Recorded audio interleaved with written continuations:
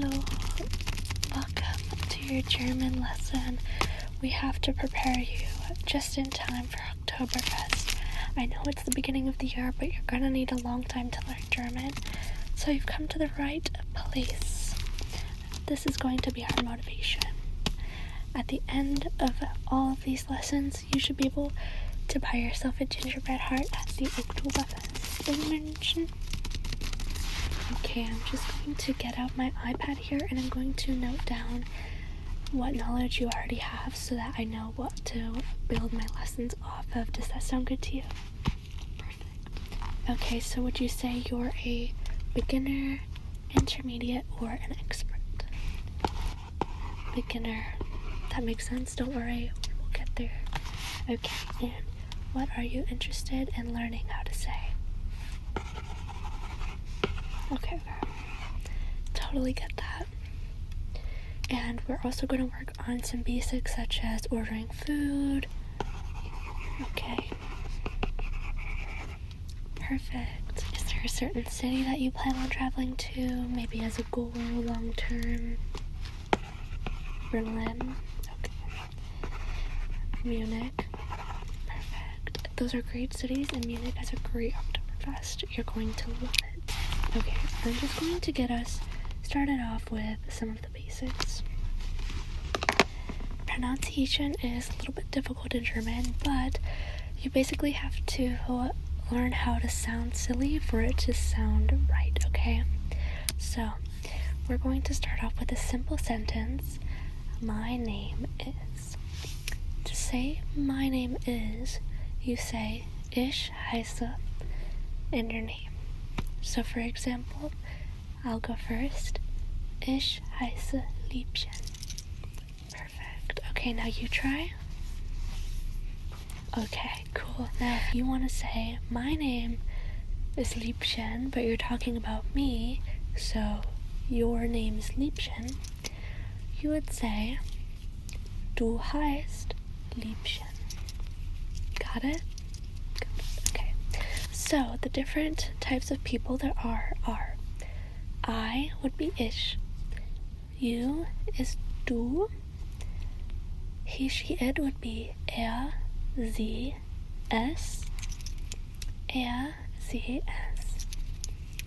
Then we would be wir,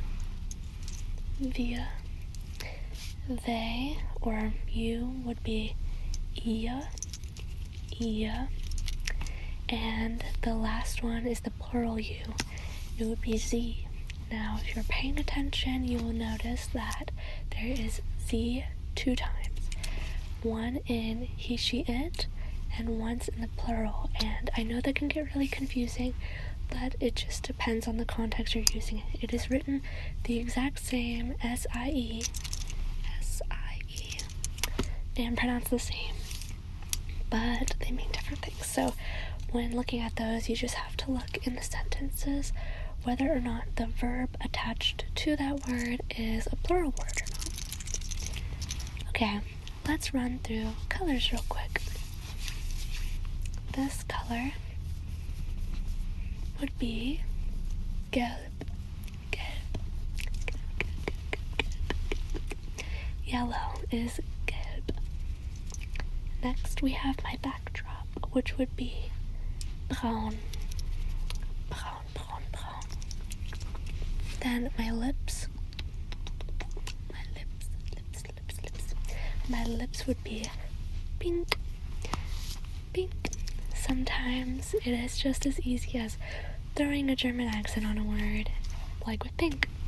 The color of this pencil would be weiß.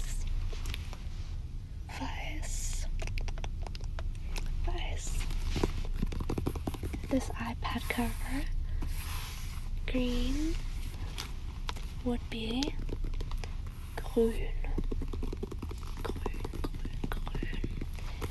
grün. And that is our first usage of a special letter called an umlaut. Umlaute are the letters with the dots on top of them. So you have A, which is an A with dots, U, which is an O with dots, U, which is a U with dots. Pretty sure that's all of them. It's been a minute, and I am German, but sometimes you forget, okay? Another special character we have is das scharfe S, which technically means the sharp, or depending on the context, the spicy S, and it is the S that looks like a bee with a tail. And basically it just stands for a double S. So if you ever see that silly character, don't let it fool you. It is just a double S. You're learning so quick, I think we can go ahead and move on to numbers. Let's count from 1 to 10. That should be simple enough. I'll do it slowly and then you can repeat after me. 1, 2, 3,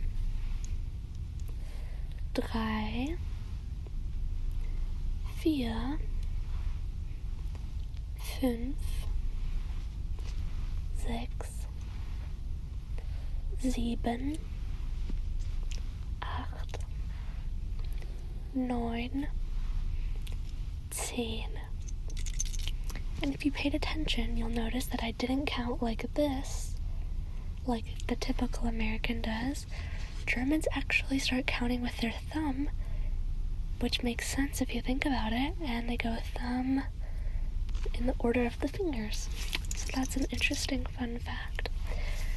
If you've listened to Rammstein, the German metal band, rock band, you might have known these numbers already. But yeah, very easy numbers. Should we do them again? Okay, let's go. Let's do them together this time. Ready? 1. Go ahead and count with me with the fingers as well. 1, 2, 3, 4, 5, 6, 7, 8, 9, 10. Good job. Since you're doing so well, let's do something super difficult. We're going to do a very popular tongue twister song that trended on social media a while back. You might be familiar with it because it did trend in other countries. If not, don't fret, okay? It translates to Barbara's rhubarb cake. Barbara's rhubarb cake. I'm going to let you sit back and listen to this one since it is very difficult, okay? I'm going to say it a little bit slower than it is in the original song, and I'm going to have you guess what it means, and then I'll translate it for you. Es war einmal in einem kleinen Städtchen, da lebte ein Mädchen namens Barbara. Und diese Barbara war im ganzen Land für ihren abartig guten Rhabarberkuchen bekannt. Ja, man konnte sagen, dass Barbaras Rhabarberkuchen ohne Wenn und Aber gar eine geradezu magische Erfahrung war. Abracadabra. Ja, dieser Kuchen war geradezu bombastisch. Und die Nachfrage danach erstarkte drastisch. Barbara eröffnete noch im selben Jahr eine Bar und nannte sie Barbaras Rhabarberbar. In der Stadt gab es auch ein paar Barbaren, die hatten von Barbaras Rhabarberbar erfahren, und da sie fortan jeden Tag bei Barbara waren, nannte man sie bald die Rhabarberbarbaren. Okay, I think that's enough of that for now. I'm going to translate that into English for you, that way you can understand, although it might not sound as cool in English. Once upon a time, in a little village, there lived a girl named Barbara, and Barbara was known everywhere for her rhubarb cake. That's why they called her Rhubarb Barbara.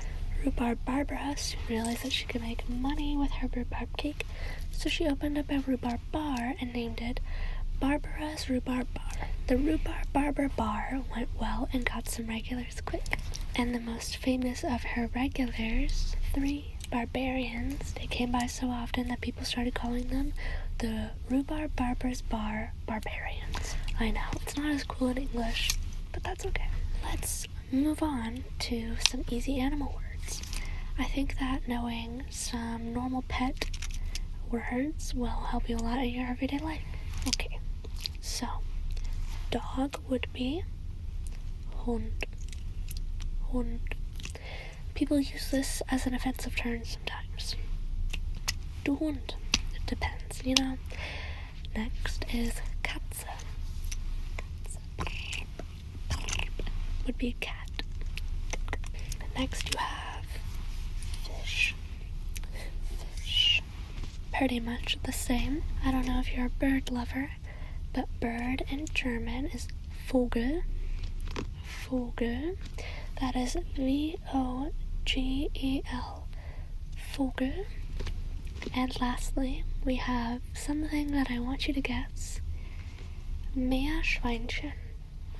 Meerschweinchen. What do you think that is? Any guesses? Meerschweinchen. It does not mean ocean pig, it means guinea pig. Meer means ocean and Schweinchen means piggy. So technically, Meerschweinchen translates to ocean piggy. There are a lot of funny translations like that when translating from German into English and vice versa. For example, if you translate butterfly literally into German, it says Butterfliege, which would mean literal butter that is flying. So, another funny example is Handschuhe. Handschuhe is not hand shoes, it is gloves. Shoes for your hands. Handschuhe. Another one would be Waschbär. Waschbär. Any guess? It is not wash bear, it is raccoon. Who would have thought? I know.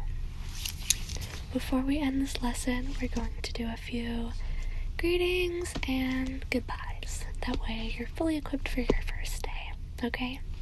Some greetings could include Hallo, which you kind of say formally on the phone, hi, and then depending on the time of day, Germans actually kind of like to call out the time of day as a greeting. So properly you'd say Morgen in the morning, which means morning, Tag, which means afternoon, Abend, which means evening, and depending on where you are, we actually use a dialect. So, for example, I'm from the south of Germany, and if you use dialect for these, it would sound something like this. Moin, Tag, Abend, and it just really depends. You can put your fun twang to it, and Germans walk a lot, so the chance of you coming across a German and saying one of these is actually very high. Also, I will note, those are technically greetings and goodbyes because you kind of just say them once. And yeah. Okay, now we're going to move on to the goodbyes. We have Tschüss. Tschüss. We have Auf Wiedersehen. We have Wiedersehen. Or, very common amongst younger people, ciao. I don't know, people just started saying ciao. We're not Italy, but you know what, it works. If you want to have fun, you could always add your own spin to these words, such as tschüssi, ciao-y, and stuff like that to make it seem like you're more of a native. When you really bend the words and make them your own is how people know you're really immersed. Okay, that is going to conclude our first German lesson together. Do you remember how to say your name in German? Okay. Ich heiße Liebchen. Wie heißt du? Okay, cool. Well, then, bis später means see you later, so tschüss and schlaf gut.